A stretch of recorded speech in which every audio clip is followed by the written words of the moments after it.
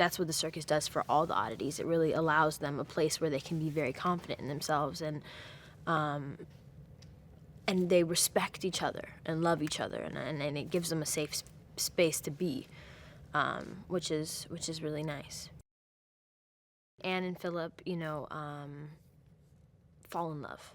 And it's basically, it's that kind of that tragic love story in a sense of like, there's always the factor of them not being able to be together because of literally the color of their skin. At the time, that was 120% not allowed. And it was, in fact, very dangerous. So the entire time, they're exchanging just looks. They don't even touch each other. They just look at each other. And even that is like hard for them to do, especially her, because she knows she's lived this her whole life, is, having to deal with racism, having to deal with that in her face, because as a black woman at the time, and so she's used to this. This is not something that is uncommon to her. So she's trying to, everything in her mind is telling her that that's a bad idea. It's dangerous. It's wrong. It's, it goes against everything that she's been taught. But she's slowly falling in love with the exact thing that she always thought hated her.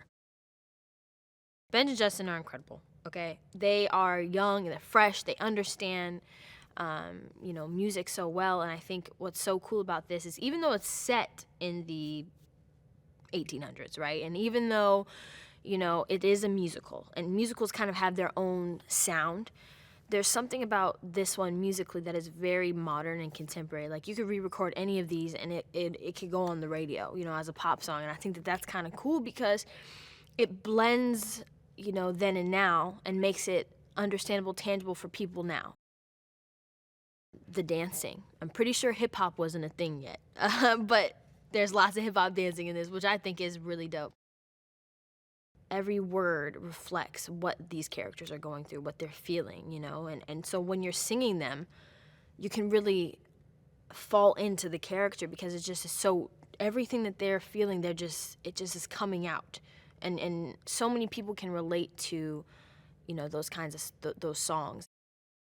I know that there's a young woman or a young man who is going to hear this song and is going to need to hear "This Is Me," need to hear that, I'm brave, I'm bruised, I'm who I'm meant to be. Somebody needs to hear those words, and feel bigger and feel like they're a part of something. And so I just find it really cool.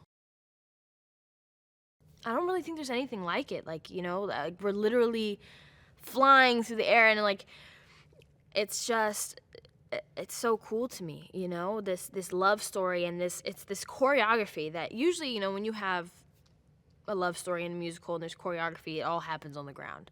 But literally everything that happens is like flying in the air, me grabbing him grabbing me, swinging around, He has this way of like explaining things so vividly. He's like the best storyteller in the world.